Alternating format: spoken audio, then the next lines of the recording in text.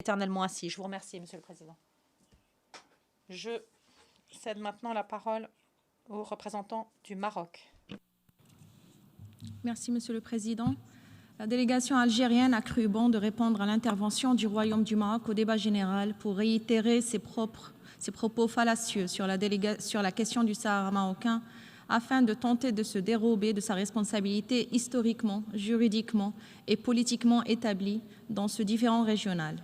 Ce faisant, la délégation algérienne tente vainement d'induire la communauté internationale en erreur. Ma délégation n'a fait que reprendre les décisions prises par l'ONU et les faits tels qu'établis. Elle vous démontrera ce soir, par les preuves historiques, politiques et juridiques, par les décisions de l'ONU et par les actions de l'Algérie elle-même, que cette dernière est partie principale au différend régional sur le Sahara marocain et que ce différend est une question d'intégrité territoriale du Royaume du Maroc. S'agissant du rôle de l'Algérie, 1. L'Algérie est mentionnée à 5 reprises dans toutes les dernières résolutions du Conseil de sécurité, y compris la résolution 2602 d'octobre dernier. Elle est mentionnée le même nombre de fois que le Maroc. Et le Conseil de sécurité fait d'elle une partie principale à ce différend. 2. L'Algérie elle-même se déclare partie principale à ce différend régional. Dans sa lettre de novembre 1975 au Conseil de sécurité, l'ancien ambassadeur algérien à l'ONU a déclaré que les parties concernées et intéressées dans l'affaire du Sahara sont l'Algérie, le Maroc et la Mauritanie. Cela est consigné dans le document S/11880 du Conseil de sécurité pour qui veut le consulter.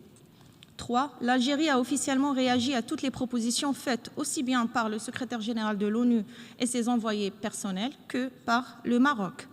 L'Algérie n'a-t-elle pas officiellement refusé l'accord cadre proposé par l'ancien envoyé personnel James Baker? Sa lettre au secrétaire général de l'ONU à cet égard est consignée dans le rapport du secrétaire général au Conseil de sécurité.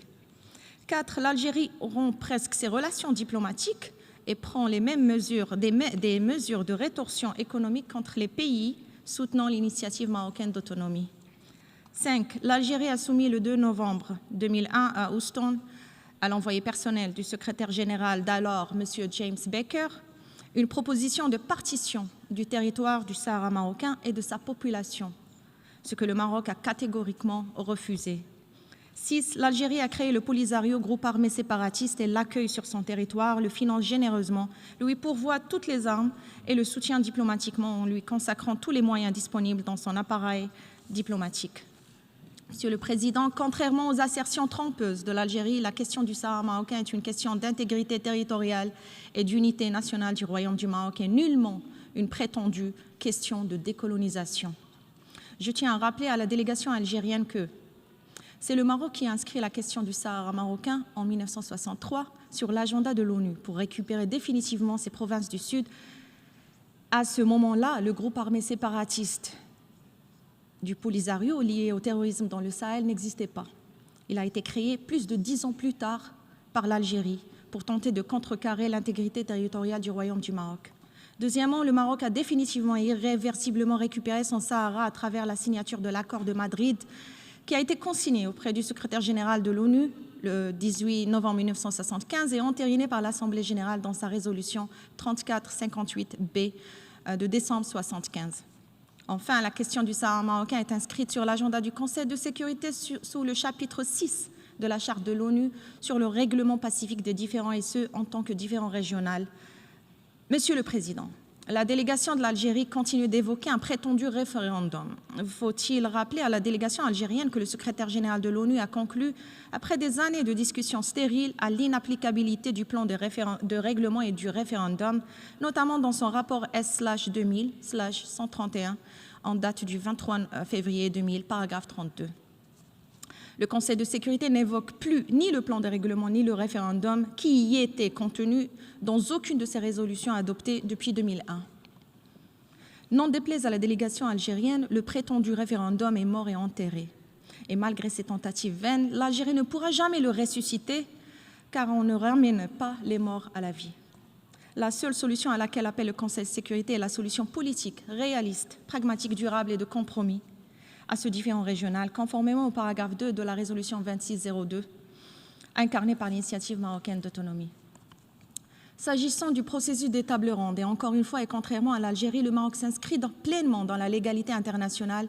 En effet, le processus des tables rondes a été acté, établi et consacré par le Conseil de sécurité dans toutes ses résolutions depuis 2018, dont la résolution 2602.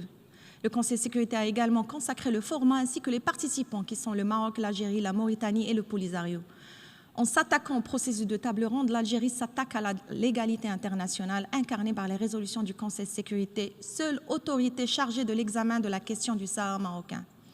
La délégation algérienne semble-t-elle oublier que son pays a participé aux 2 tables rondes par 2 ministres des Affaires étrangères.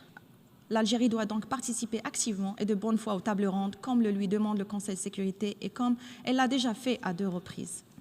S'agissant des références biaisées de la délégation algérienne à l'initiative marocaine d'autonomie, je voudrais rappeler à cette auguste assemblée que la prééminence de cette initiative a été consacrée dans toutes les résolutions du Conseil de sécurité depuis sa présentation en 2007. Ces mêmes résolutions se sont félicitées du sérieux et de la crédibilité de l'initiative marocaine d'autonomie. L'initiative marocaine d'autonomie, dans le cadre de la souveraineté et de l'intégrité territoriale du Royaume du Maroc, est la seule et unique solution à ce différend régional, appuyée par plus de 90 États membres de l'ONU. Elle est conforme à la légalité internationale et aux résolutions de l'ONU, a rappelé que la population du Sahara marocain jouit de l'ensemble de ses droits civils, politiques, sociaux, économiques et culturels. Cette population a démocratiquement élu ses représentants dans les instances régionales et nationales du Royaume. Il s'agit des représentants légitimes de cette population qui œuvrent au quotidien à la gestion des affaires des 2 régions du sud du Royaume. D'ailleurs, les provinces du sud du Maroc jouissent du niveau de développement le plus élevé dans toute la région nord-africaine. Enfin, 27 pays et organisations régionales ont ouvert les consulats généraux, des consulats généraux dans les villes de Laayoune et Dakhla du Royaume, consacrant la marocanité du Sahara. S'agissant de l'enregistrement et du recensement des populations séquestrées dans les camps de Tindouf, la délégation algérienne est une nouvelle fois en porte-à-faux de la légalité des conventions internationales. Car depuis 2011, toutes les résolutions du Conseil de sécurité n'ont cessé d'appeler l'Algérie à permettre au HCR de procéder au recensement de ces populations. La Convention de 51 sur les réfugiés impose à l'Algérie, qui en est État partie, de permettre le recensement des populations des camps et de leur permettre de bénéficier des 3 solutions durables. Le HCR est mandaté de procéder au recensement de toutes les populations des camps, ce qui lui est permis partout dans le monde, sauf en Algérie. L'absence du recensement permet le détournement des aides humanitaires dans les camps de Tindouf. La délégation algérienne se contredit elle-même en déclarant d'une part que le recensement est une question technique et en le conditionnant d'autre part par le règlement politique.